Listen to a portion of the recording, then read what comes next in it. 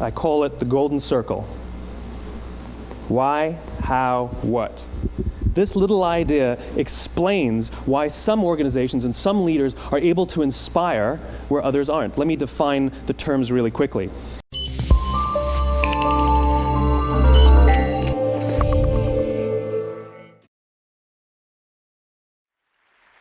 How do you explain when things don't go as we assume?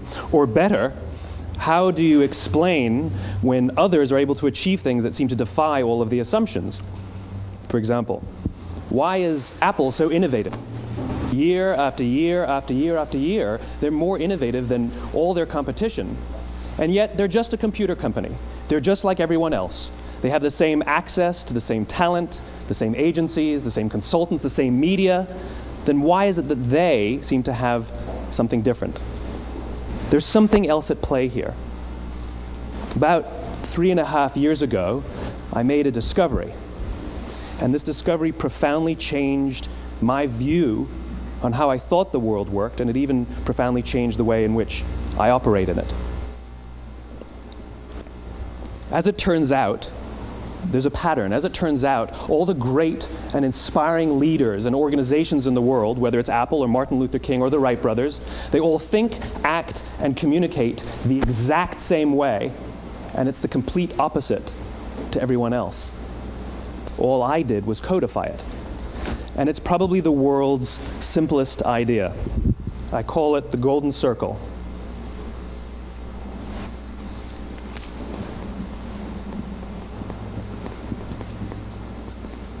Why, how, what?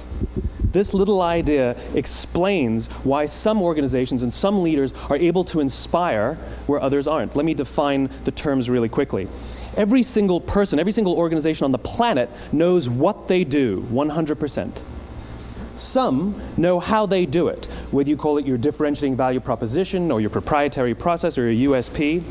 But very, very few people or organizations know why they do what they do. And by why, I don't mean to make a profit.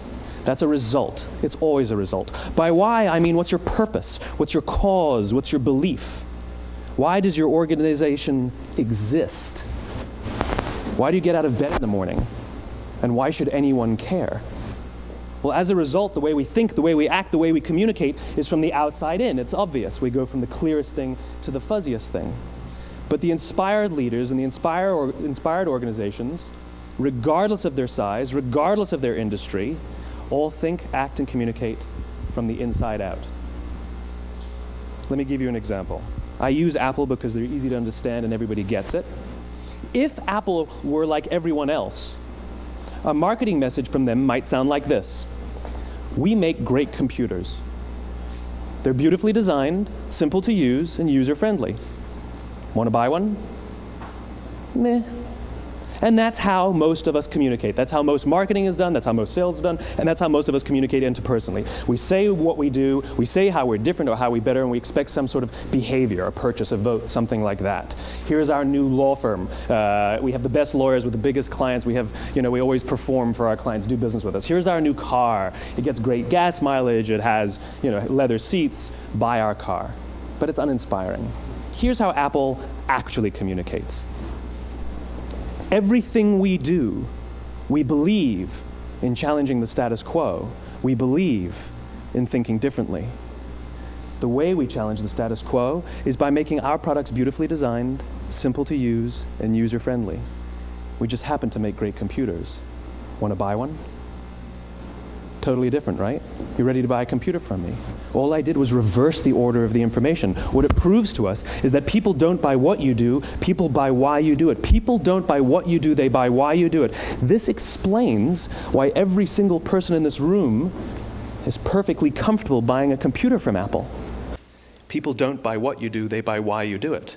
The goal is not to do business with everybody who needs what you have. The goal is to do business with people who believe what you believe. Here's the best part. None of what I'm telling you is my opinion. It's all grounded in the tenets of biology, not psychology, biology. If you look at a cross-section of the human brain, looking from the top down, what you see is the human brain is actually broken into 3 major components that correlate perfectly with the golden circle. Our newest brain, our Homo sapien brain, our neocortex, corresponds with the what level. The neocortex is responsible for all of our rational and analytical thought and language.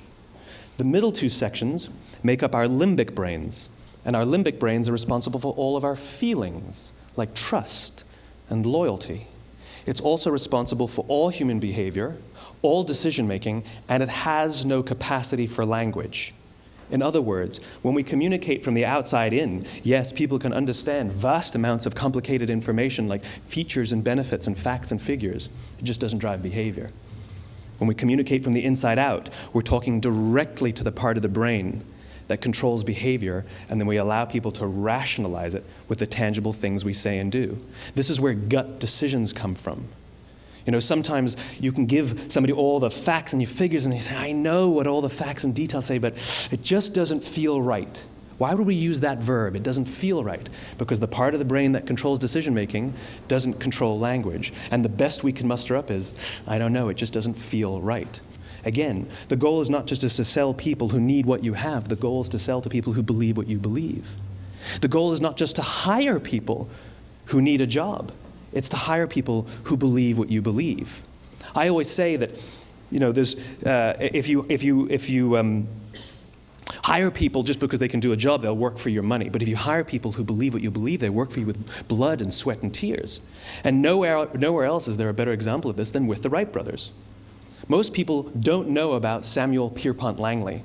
And back in the early 20th century, the pursuit of powered man flight was like the dot-com of the day. Everybody was trying it. And Samuel Pierpont Langley had what we assume to be the recipe for success. I mean, even now, you ask people, why did your product or why did your company fail? And people always give you the same permutation of the same three things. Undercapitalized, the wrong people, bad market conditions. It's always the same three things. So let's explore that. Samuel Pierpont Langley was given $50,000 by the War Department to figure out this flying machine. Money was no problem. He held a seat at Harvard and worked at the Smithsonian and was extremely well connected. He knew all the big minds of the day. He hired the best minds money could find, and the market conditions were fantastic. The New York Times followed him around everywhere, and everyone was rooting for Langley. And how come we've never heard of Samuel Pierpont Langley? A few hundred miles away in Dayton, Ohio, Orville and Wilbur Wright. They had none of what we consider to be the recipe for success. They had no money. They paid for their dream with the proceeds from their bicycle shop. Not a single person on the Wright brothers' team had a college education, not even Orville or Wilbur. And the New York Times followed them around nowhere. The difference was Orville and Wilbur were driven by a cause, by a purpose, by a belief. They believed that if they could figure out this flying machine, it'll change the course of the world. Samuel Pierpont Langley was different. He wanted to be rich, and he wanted to be famous. He was in pursuit of the result. He was in pursuit of the riches. And lo and behold, look what happened. The people who believed in the Wright brothers' dream worked with them with blood and sweat and tears. The others just worked for the paycheck. And they tell stories of how every time the Wright brothers went out, they would have to take 5 sets of parts because that's how many times they would crash before they came in for supper.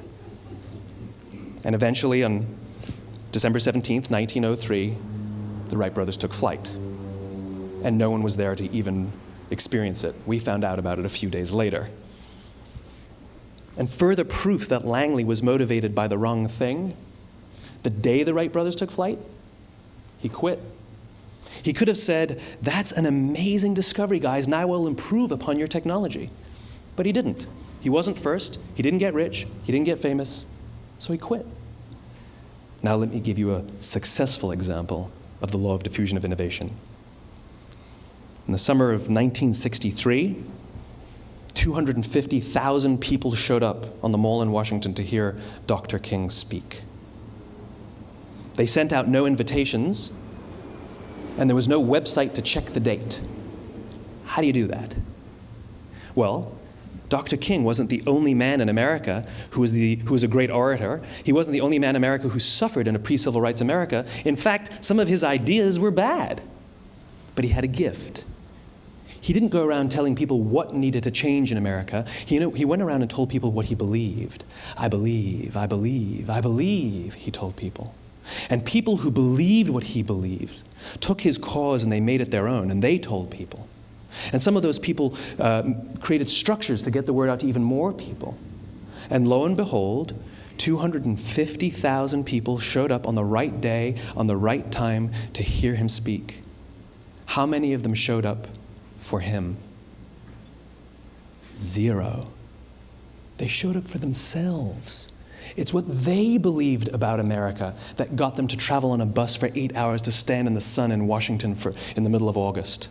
It's what they believed, and it wasn't about black versus white. 25% of the audience was white. Dr. King believed that there are 2 types of laws in this world, those that are made by a higher authority and those that are made by man. And not until all the laws that are made by man are consistent with the laws that are made by the higher authority will we live in a just world. It just so happens that the civil rights movement was the perfect thing to help him bring his cause to life.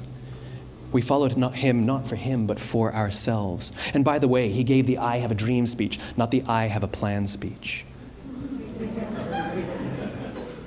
Because there are leaders and there are those who lead.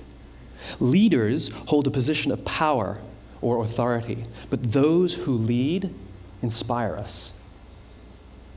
Whether they're individuals or organizations, we follow those who lead, not because we have to, but because we want to. We follow those who lead, not for them, but for ourselves.